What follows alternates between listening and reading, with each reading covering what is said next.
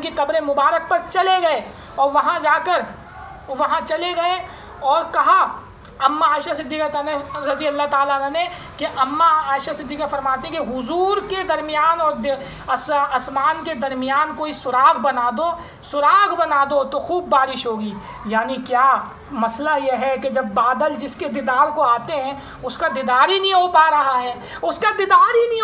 ہے جبھی تو وہاں بارش نہیں ہو رہی تھی. تو آج تک آپ دیکھیں گے گنبد خضرا پہ وہ کھڑکی موجود ہے.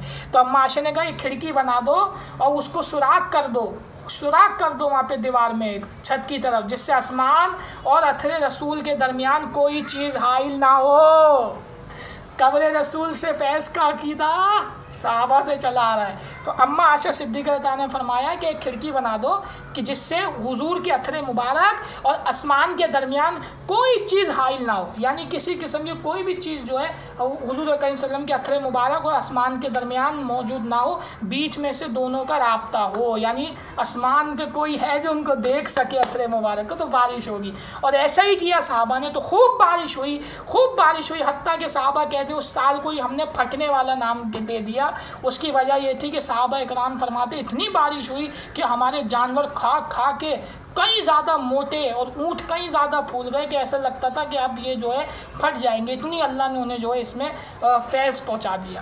تو یہ اماں عائشہ کا عقیدہ بھیج رہی ہے، مسجد نہیں بھیجا، قبر رسول پہ بھیجا، جاؤ جا کے کھڑکی بنا دو. آسمان دیکھ لے نا، کیونکہ جس کے دیدار کو آ رہا ہے اس کا دیدار ہی نہیں کر پا رہا ہے تو برسے گا کہاں سے. یہ اماں عائشہ کا عقیدہ. ہمیں منع کرتے ہو، لگاؤ فتویٰ اماں عائشہ پہ. یہ اچھا غیر مقلد اگر ہوتے تو کہتے یہ پوری امت کو گمراہ کر دیا ہے. استغفر اللہ، یہ آج کی پیداوار ہے، اس سے ہی پتہ چلتا ہے.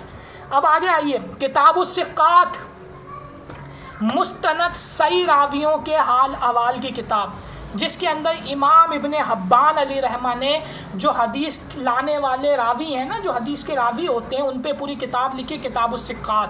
اس میں انہوں نے ان راویوں کو جمع کیا ہے جو سکہ راوی ہیں، یعنی سچے راوی جن کی حدیث کو قبول کیا جائے گا. یہ وہ امام ابن حبان اپنی کتاب الثقات میں روایت نمبر 1448 پہ نقل فرماتے ہیں، اور جلد نمبر اس کی 8 ہے. 1448 روایت نمبر، اور اس کی جلد نمبر ہے 8. 1411 بھی ہے ایک نمبر اس کا. اس میں کتاب الثقات میں 1411 نمبر روایت ہے یہ، اور ایک جگہ اس کا روایت نمبر ہے 1448. اور ایک جگہ کتاب الثقات میں جو یہ نمبر لے کے آئے ہیں وہ آپ لے کے آئے ہیں کتاب الثقات میں 1411 نمبر. کتاب الثقات روایت کا نمبر 1411، جلد 8، صفحہ نمبر 457 پہ اپنا عمل نقل کرتے ہیں امام ابن حبان علی رحمہ. صحیح ہے ابن حبان جو حدیث کی کتاب اس کے مصنف، بڑی بڑی کتابوں کے مصنف، اور آج سے تقریباً 850-900 سال سے بھی پرانے امام. اور ان کی وفات ہوئی تھی 354 ہجری میں، یعنی 354 ہجری میں ان کی وفات ہوئی تھی امام ابن حبان علی رحمہ کی. اور ایک اور بات بتاؤں، یہ المستدرک الحاکم جو ہے حدیث کی کتاب، اس کے جو مصنف ہے امام حاکم علی رحمہ، اور یہ صرف حدیث کی لائن میں ایک ہی ہوئے امام حاکم رحمہ اللہ، یہ ان کے شاگرد ہیں. یعنی امام ابن حبان رحمہ اللہ امام حاکم کے بھی استاد ہیں. امام ابن حبان رحمہ اللہ امام حاکم کے استاد ہیں.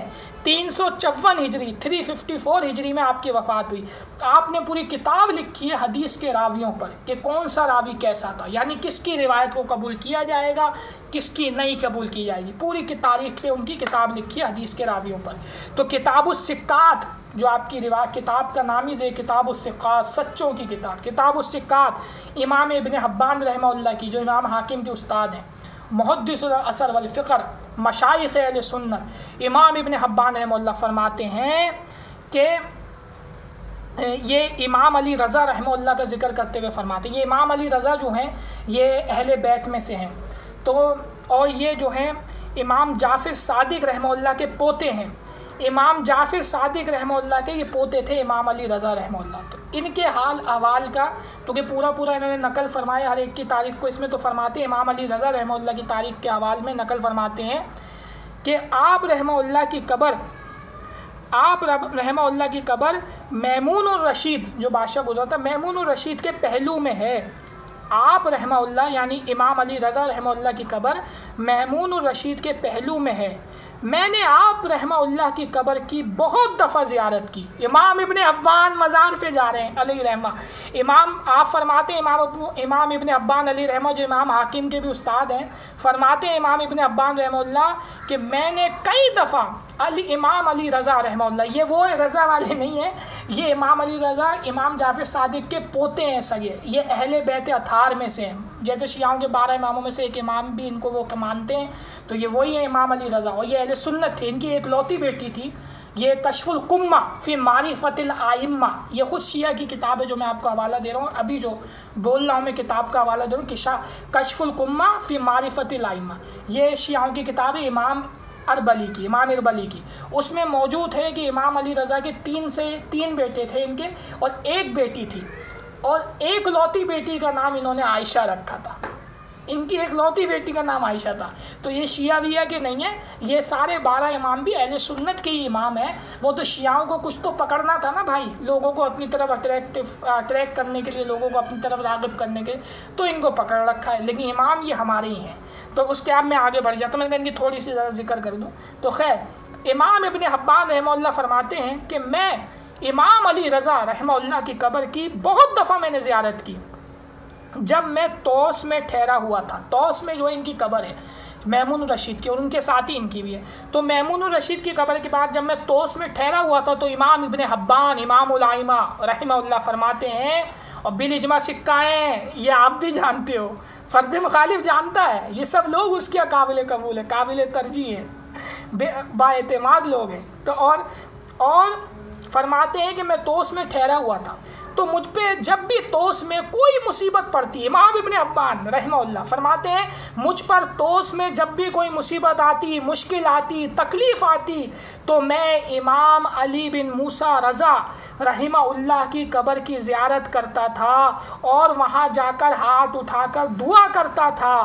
میری دعا قبول کر لی جاتی تھی اور مصیبت مجھ سے ہٹا دی جاتی تھی. اور میں نے اس کو ایسا ہی پایا. میں نے بہت دفعہ، اور یہ فرماتے ہیں میں نے ایک دفعہ نہیں کیا، یہ میں نے بہت دفعہ امام علی رضا رحمہ اللہ کی قبر کی زیارت کی. مجھ پہ جب بھی کوئی مشکل پڑتی میں ان کے مزار پہ جاتا، وہاں جا کے دعا کرتا. امام ابن حبان رحمہ اللہ فرماتے ہیں وہاں جا کے میں دعا کرتا اور میری وہ مصیبت مجھ سے دور ہو جاتی. اور ایسا ایک دفعہ نہیں، میں نے یہ ان سے کئی دفعہ میں نے، میرے سے جب مشکل پڑی میں نے ان کو ایسا ہی پایا، میں نے ان کی قبر کو ایسا ہی پایا. میں جب بھی مشکل پڑتی ان کی قبر مبارک پہ جاتا اور دعا کرتا، اللہ میری مشکل کو دور کر دیتا. اب لگا فتویٰ امام حاکم کے استاد امام ابن حبان پہ، اور جب ان لوگوں پہ فتوے لگیں گے تو کوئی نہیں بچے گا. کیونکہ جو آج علماء بن رہے ہیں نا، ان سب کے استادوں کی سند یہیں تک جاتی ہے. تو جب اپنے استادوں کی سندوں کو، ان کے اماموں کو ہی تم کہہ دو گے نعوذ باللہ، فتوے لگاؤ گے غیر مقلدوں، تو پھر تمہاری سند کہاں بچے گی؟ تم کہاں بچو گے؟ تمہیں بھی پتہ ہے تم تباہ ہو جاؤ گے. پھر تمہیں پتہ ہے ان پہ فتویٰ لگ نہیں سکتا. ان کے فتوے سے تم کافر ہو سکتے ہو، تمہارے فتوے سے یہ کافر نہیں ہو سکتے، بے شک نہیں ہو سکتے. آپ سکہ لوگ ہیں. انہی کے ذریعے تو ہم تک حدیثیں پہنچی ہیں. جب یہی وہ ہو جائیں گے مشکوک، تو پھر حدیث کا کون بتائے گا؟ کون بتائے گا کہ حدیث صحیح ہے یا ضعیف ہے؟ کون بتائے گا یہ حدیث صحیح بھی ہے یا نہیں ہے؟ سمجھ میں آ رہی بات کہ کس درجے کے لوگ ہیں جن کا میں بتا رہا ہوں. 354 ہجری میں ان کی وفات ہوئی. امام ابن حبان رحمہ اللہ امام حاکم کے استاد ہیں، یاد رکھنا. ہاں، تو آگے آئیے. تو میری مصیبت دور ہو جاتی اور میں نے کئی دفعہ ایسا ہی عمل کیا اور میں نے اس کو ایسا ہی بابرکت پایا. امام ابن حبان کا عقیدہ مزار جا رہے ہیں. ہم سے پوچھنے والوں پہلے اسلاف کی تاریخ تو پڑھ لیتے. تو خیر، پھر آپ نے کہا صلوات ہو محمد صلی اللہ علیہ وسلم پہ اور آل محمد پہ، اللہ ان کی قبروں کو نور سے بھر دے. اور آپ نے کہا محمد صلی اللہ علیہ وسلم اور آل محمد پہ جو ہے میری طرف سے سلام ہو. یہ آپ نے پڑھا پورا. یہ امام جعفر صادق رحمہ اللہ کے پوتے ہیں امام علی رضا رحمہ اللہ، جن کے مزار پہ امام ابن حبان جاتے تھے، اسلاف امت. یہ بھی میں نے بتایا، یہ میں نے 10ویں دلیل دی مزار پہ جانے کی. مستند अगर इसको गलत कहा तो पूरी सही इब्न हब्बान जो हदीस की किताब है उससे हाथ धोने पड़ेंगे, फिर हाकिम शरीफ से हाथ धोने पड़ेंगे, फिर उससे नीचे उतरते जाएं सबसे हाथ धोने पड़ जाएंगे गैर मुकल्लिदों को। है बात समझ में आ रही हो? तो ये बिल्कुल सही बात है। अब आइए आगे, मुल्ला अली कारी अलैहि रहमा मिशकात शरीफ की सबसे मोतबर शरह मिरकात के मुसन्निफ मुल्ला अली कारी अलैहि रहमा, आज के इमाम नहीं बता रहा हूँ, सब पुराने पुराने कदीम लोग जिनके ज़रिए हदीसें हम तक पहुँची हैं, ये इल्म हम तक पहुँचा है जरा तादील का, ये वो लोग हैं। तो मुल्ला अली कारी अलैहि रहमा अपनी बात भी नहीं करते, मुल्ला अली कारी कहते मेरे उस्ताद का अमल क्या था। अब वो सुनिए, ये मिशकात की शरह मिरकात, मिशकात शरीफ की शरह मिरकात में नकल फरमाते हैं अपनी किताब में मुल्ला अली कारी अलैहि रहमा तर्जुमान हनफिया जिल्द 1 सफ़ा नंबर 64 पर, जिल्द अव्वल सफ़ा नंबर 64 पे मिशकात की शरह मिरकात में फरमाते हैं, फरमाया मुल्ला अली कारी रहमतुल्लाह ने कि मेरे उस्ताद शेखुल मशाइख, अब सोचिए जिनको मुल्ला अली कारी शेखुल मशाइख कह रहे हैं उनका मर्तबा उनका रुतबा क्या होगा। मुल्ला अली कारी भी जिन्हें शेखुल मशाइख कह रहे हैं, ये मुल्ला अली कारी अलैहि रहमा फरमाते हैं मेरे उस्ताद शेखुल मशाइख मोहम्मद जज़री अलैहि रहमा इमाम मुस्लिम सही मुस्लिम के मुसन्निफ इमाम मुस्लिम की कब्र पर गए और ज़ियारत की और बरकत हासिल करने के लिए उनकी कब्र के पास रहे, उनकी कब्र के पास बैठे रहे और मुस्लिम शरीफ का कुछ हिस्सा पढ़ा और मेरे उस्ताद ने फरमाया मैंने इनकी कब्र से बरकत देखी, इमाम मुस्लिम की कब्र से बरकत देखी और इमाम मुस्लिम की कब्र पर दुआ को कबूल होते देखा है। इमाम मोहम्मद जज़री मुल्ला अली कारी रहमतुल्लाह के भी उस्ताद, असलाफ उम्मत के सर का ताज, मशाइख शेखुल मशाइख, मशाइख के उस्ताद, मशाइख के शेख। सोचिए हजरत, सोचिए जरा तादील के इमामों का अमल तो देखिए। तो देवबंद पे फतवा लगाने से पहले सोचा करो गैर मुकल्लिदो कि बात दूर तक जाएगी। हाँ अब लगाओ फतवा इन पे भी, बचेगा ही नहीं कोई किताब ही नहीं बचेगी फिर तो। अब आओ हिलियातुल औलिया, ये ताबी है उनकी किताब है हिलियातुल औलिया, इसका जो रिवायत का नंबर है 10750 है हमारे पास। हिलियातुल औलिया रिवायत का नंबर 10750 और जिल्द नंबर 7 है 7 और सफ़ा नंबर 335 है। ये ताबई हैं सुफियान बिन उवैना अलैहि रहमा, उनका फरमान नकल है इसमें हिलियतुल औलिया में। ताबई सुफियान बिन उवैना अलैहि रहमा फरमाते हैं कि जहाँ अल्लाह के नेक बंदों का जिक्र होता है वहाँ अल्लाह की रहमतें नाजिल होती हैं।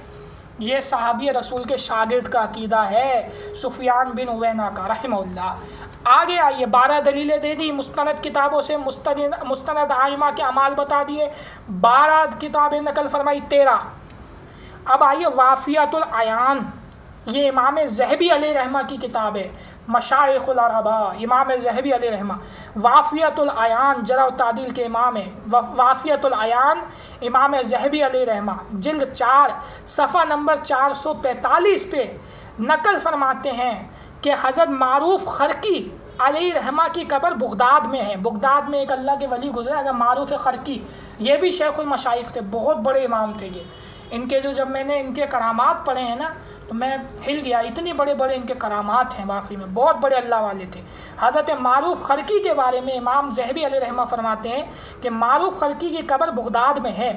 तो उनसे किसी ने पूछा इमाम ज़हबी से, तो उन्होंने फरमाया कि इनकी कब्र पर दुआ कबूल होती है, इनके मज़ार पर अल्लाह की रहमतें नाजिल होती हैं। इमाम ज़हबी अलैहि रहमा गैर मुकल्लिदों के सर का ताज। जब कोई हदीस ज़ईफ़ करनी हो, इमाम ज़हबी ने इस हदीस को ज़ईफ़ कहा है, भाई ये कबूल नहीं हो सकती, इसको सही कहा है, ये ज़ईफ़ नहीं हो सकती, मैं इमाम ज़हबी की बात को कबूल करता हूँ। इमाम ज़हबी क्या लिख रहे हैं, वाफियातुल अयान इमाम ज़हबी अलैहि रहमा की जिल्द 4 सफ़ा 445। ये जो मैं बीच बीच में इमामों के मर्तबे नकल करता हूँ ना मेरे दोस्तों, तो कि हमें आम लोग भी सुनते हैं, उन्हें पता तो चले कि किस किस बड़े की इमाम की मैं बात नकल कर रहा हूँ, किस किस मुहद्दिस की मैं बात नकल कर रहा हूँ। अहले सुन्नत के पिलर्स हैं ये लोग जिनकी मैंने किताबें नकल की। अगर ये ना हो तो आज हमारे पास जरा तादील का जो इल्म है ना वो ख़त्म हो जाएगा हदीस को सही ज़ईफ़ कहने का।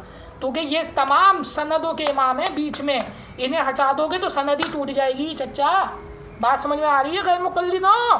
علماء دیوبند سر فقر دیوبند سر بلند دیوبند۔ امام ذہبی رحمہ اللہ جلد 4 صفحہ 445 وافیۃ العیان میں لکھا۔ مزار پہ جا رہے ہیں، کہہ رہے دعا قبول ہوتی ہے یہاں پہ، لگا فتویٰ ان پہ 14ویں کتاب۔ اس کے علاوہ بھی بہت کتابیں ہیں، مگر میں نے ابھی مختصر، یہی اتنی بڑی بات ہو گئی، طویل ہو گئی۔